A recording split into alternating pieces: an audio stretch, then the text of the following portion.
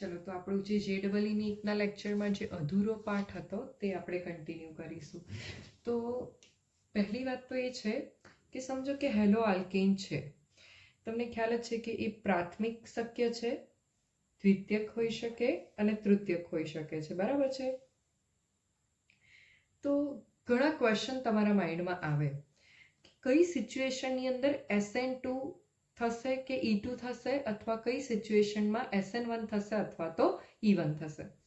પહેલી વસ્તુ કે SN1 SN2 તો તમે ડિટેલમાં સમજી ચૂક્યા છો, પણ હા E1 અને E2 બરાબર છે, તે વખતે તેમાં તમને જરાક કન્ફ્યુઝન રહેશે. તો એક વસ્તુ જો તમે આ લેક્ચર જોઈ લો છે, E1 અને E2 ની રિએક્ટિવિટી સેમ જ છે. E1 અને E2 એટલે કંઈ નહીં પરંતુ એ બીટા એલિમિનેશન છે, ડિહાઇડ્રોહેલોજિનેશન, સેટઝેફ રૂલ, ઝેટસેવ. ઓકે, એ છે. ચાલો હવે સૌથી પહેલી એક વાત કરું તો પ્રાથમિક હેલોજન છે, આઈ મીન હેલો આલ્કેન છે, બરાબર છે. તો વિસ્થાપન પ્રક્રિયા થશે, બરાબર. કઈ પ્રક્રિયા થશે? વિસ્થાપન. પરંતુ વધુ આણ્વીય દળ ધરાવતું RX હોય અથવા બેઝ એટલે કે તમારું કેન્દ્ર અનુરાગી પ્રક્રિયક, તો શું થશે? વિલોપન એટલે કે એલિમિનેશન પ્રક્રિયા.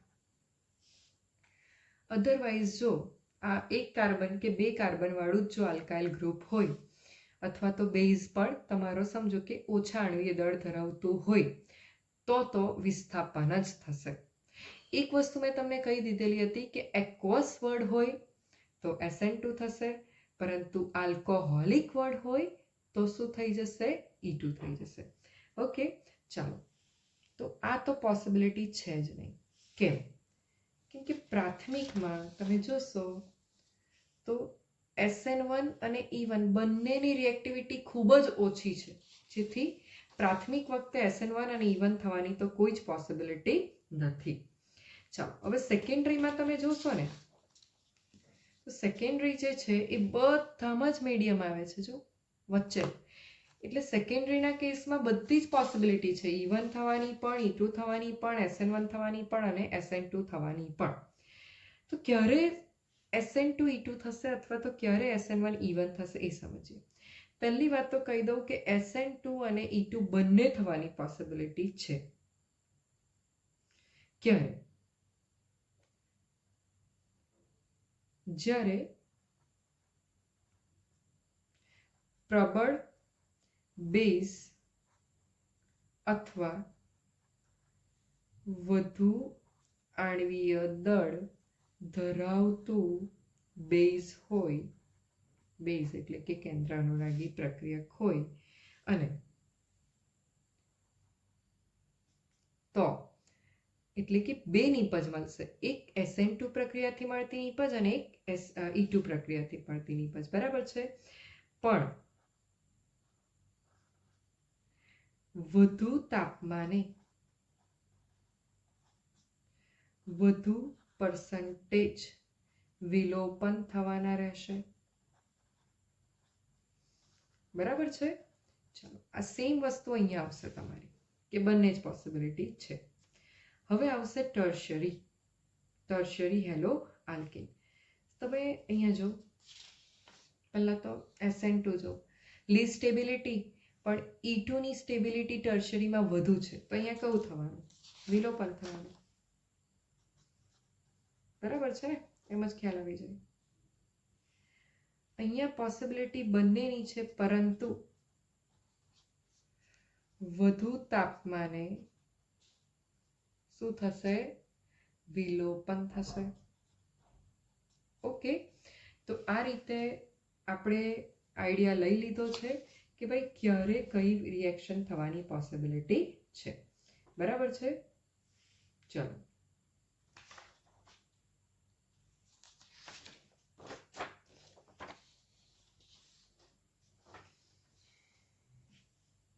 પહેલો પોઈન્ટ, SN2 અને E2 ક્યારે થાય? તો જ્યારે કેન્દ્ર અનુરાગી પ્રક્રિયક એ પ્રબળ બેઝ હોય, જેવા કે OH- CH3O-. બાકી તો ડિટેલ તમે શીખી જ ચૂક્યા છો GEEની અંદર, બરાબર, લેક્ચરમાં, કે પ્રબળ બેઝ. અહીંયા પ્રક્રિયાનો ક્રમ એ પદાર્થ એટલે કે હેલો આલ્કેન અને રીએજન્ટ પર આધાર રાખે. રીએજન્ટ એટલે કે તમે જેની હાજરીમાં પ્રક્રિયા કરાવી છે તે, બરાબર છે. બીજી વાત કરું તો SN1 અને E1 એ જ્યારે કેન્દ્ર અનુરાગી પ્રક્રિયક તરીકે નિર્બળ બેઝ હોય. જો પ્રબળ અને નિર્બળ મેં બહુ જ ડિટેલમાં સમજાવેલું છે તમને, બરાબર છે. ચાલો, નિર્બળ બેઝ હોય, ઓકે, તો CH3OH છે, H2O છે, જે નિર્બળ બેઝ છે, તો આવી સિચ્યુએશનમાં SN1 અને E1 પ્રક્રિયા થશે. સમજો કે SN2, ત્રીજો પોઈન્ટ, SN2 અને SN1 બંને પોસિબિલિટી છે, ત્યારે SN2 વધારે ફેવરમાં રહેશે. ક્યારે? જ્યારે પ્રબળ બેઝ હોય કેન્દ્ર અનુરાગી, એટલે કે ન્યુક્લિયોફાઇલ, બરાબર છે. અને કોની હાજરીમાં થતું હોય? પોલર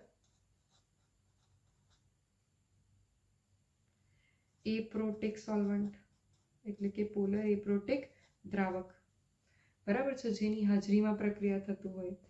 જ્યારે SN1 ક્યારે થશે? જ્યારે નિર્બળ બેઝ હોય ન્યુક્લિયોફાઇલ તમારું, બરાબર છે. અને પ્રક્રિયા જે છે એ કોની હાજરીમાં થતી હોય? તો પોલર પ્રોટિક સોલ્વન્ટ દ્રાવક. હવે પોલર એટલે ધ્રુવીય, બરાબર છે. એપ્રોટિક એટલે શું? કે જે દ્રાવક પ્રોટોનનું દાન નથી કરી શકતા, તેને આપણે પોલર એપ્રોટિક દ્રાવક તરીકે ઓળખીશું. અને જે પ્રોટોનનું દાન કરી શકે છે, જેને આપણે શેની અંદર ઇન્ક્લુડ કરીશું? પોલર પ્રોટિક દ્રાવકની અંદર. બીજું તો આપણે વધારે ડિટેલની અંદર જોવાના જ છીએ, જેમ કે આપણે હેલો આલ્કેન સબસ્ટ્રેટ પર જોઈ લીધું છે, બરાબર છે. એ રીતે આપણે આના પર પણ આગળ વધવાના છીએ. ઓકે, હવે થોડાક ઉદાહરણ તમને આપી દઉં. પોલર પ્રોટિક સોલ્વેન્ટમાં આવશે H2O, જે હાઇડ્રોજનનું દાન કરી શકે છે. ત્યાર પછી આવશે CH3OH, તો CH3O- અને H+. આ પણ આવશે HCOO- અને H+, એટલે આ બધા પોલર પ્રોટિક બની ગયા. ડાયમિથાઇલ સલ્ફોક્સાઇડ, આ જે સ્ટ્રક્ચર છે એ ડાયમિથાઇલ સલ્ફોક્સાઇડનું છે, બરાબર છે. તો અહીંયા તમે જોશો તો એ પ્રોટોનનું દાન નથી કરી શકવાના. ડાઇથાઇલ ઇથર, મિથાઇલ સાયનોમિથેન, સોરી. તો આ જે ત્રણ છે એ પોલર એપ્રોટિક સોલ્વન્ટમાં આવશે, જે હાઇડ્રોજનનું દાન નથી કરી શકતા. ચાલો, તો હવે આપણે ઉદાહરણ લઈ લઈએ, થોડી રિએક્શન સમજી લઈએ. પહેલું એક્ઝામ્પલ છે તો હેલો આલ્કેન જ છે, CH3O- ની પ્રેઝન્સમાં, અને આલ્કોહોલ કેવું થઈ ગયું? પોલર પ્રોટિક, બરાબર છે. તો એક વાત ધ્યાન રાખો કે પોલર પ્રોટિકના કેસમાં SN1 ની શક્યતા વધારે છે, બરાબર છે ને? હા, પણ ક્યારે? જ્યારે બેઝ જે છે એ તમારો નિર્બળ હોય ત્યારે. ઓકે, ને બીજું કે તમારું જે આ ગ્રુપ છે એ પ્રાઇમરી છે, એના કારણે શું થઈ ગયું? SN2 થઈ ગયું અને E2 થઈ ગયું. જો આ ગ્રુપ સેકન્ડરી કે ટર્શરી હોત તો SN1 અને E1 થતી, બરાબર છે. ચાલો, એ જ રીતે આપણે પહેલાં શું કર્યું છે? એક પ્રોડક્ટ લખી કે જેમાં બ્રોમિનને સબસ્ટિટ્યુટ કર્યું છે OCH3 ગ્રુપને, બરાબર છે. અને બીજી પ્રોડક્ટ લખી કે જેમાં અહીંયા OCH3 ગ્રુપ આવ્યું અને અહીંયાથી હાઇડ્રોજન કરીને આલ્કોહોલ પાછું બહાર નીકળી ગયું, બરાબર છે. અને ત્યારે અહીંયા શું દ્વિબંધ આવ્યો, અહીંયા મેં ડિટેલમાં બતાવ્યું છે. અહીંયા બ્રોમિનની જગ્યાએ OH આવી ગયું, બરાબર છે. અહીંયાથી હાઇડ્રોજન અને અહીંયા દ્વિબંધ ફોર્મ થઈ ગયો, બરાબર છે. ચાલો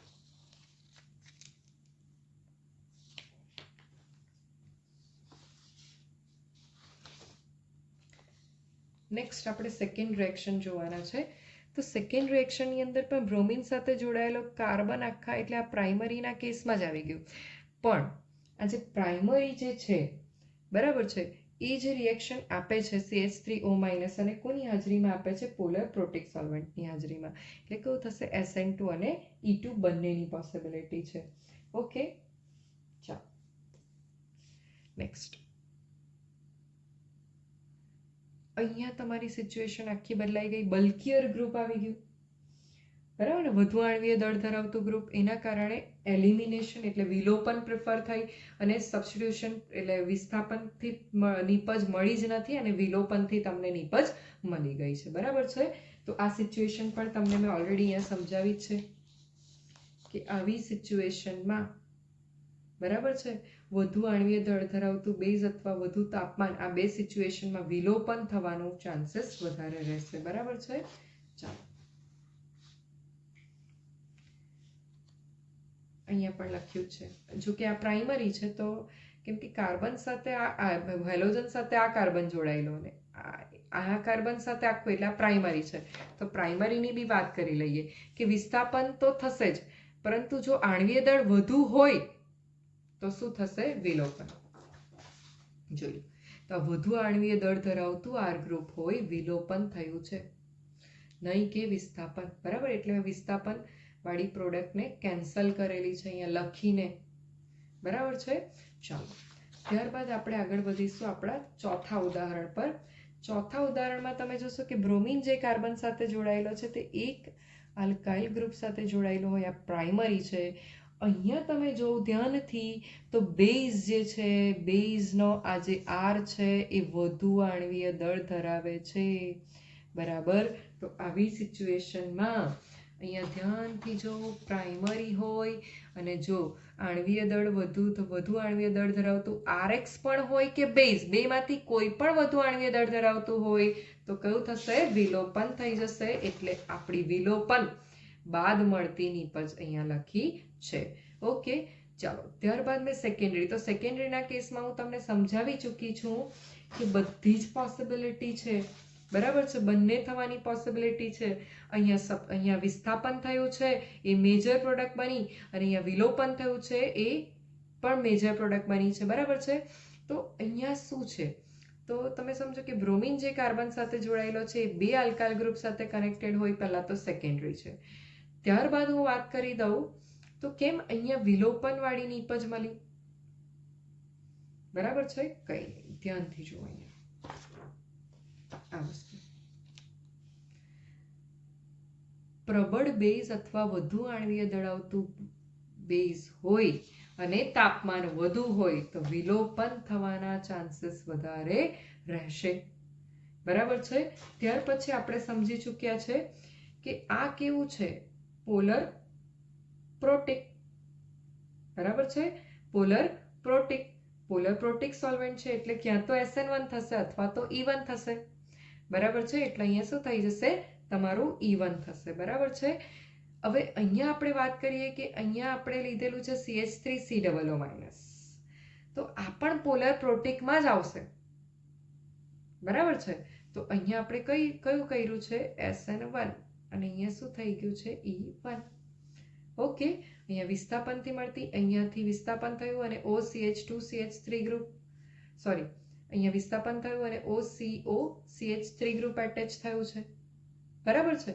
ચાલો નેક્સ્ટ આપણે ઉદાહરણ લઈશું તો ટર્શરીનું. પ્રાઇમરી જોઈ લીધું, સેકન્ડરી જોઈ લીધું, હવે ટર્શરી. હેલોજન જે કાર્બન સાથે જોડાયેલો છે એ 3 આલ્કાઇલ ગ્રુપ સાથે જોડાયો હોય, સમજો કે પાણી પોલર પ્રોટિક સોલ્વન્ટ તો SN1 થયું, આલ્કોહોલ પોલર પ્રોટિક સોલ્વન્ટ તો SN1 થયું, વધુ સાંદ્રતા ધરાવતું OH- હોય, વિલોપન થઈ ગયું, અહીં પણ વધુ સાંદ્રતા કોન્સન્ટ્રેટેડ લખ્યું છે એટલે વિલોપન. કાર્બેનાયન હોવાના કારણે અહીંયા વિલોપન થઈ ગયું. NH2 માઇનસ બેઝ જે છે એ કેવો થઈ જવાનો છે?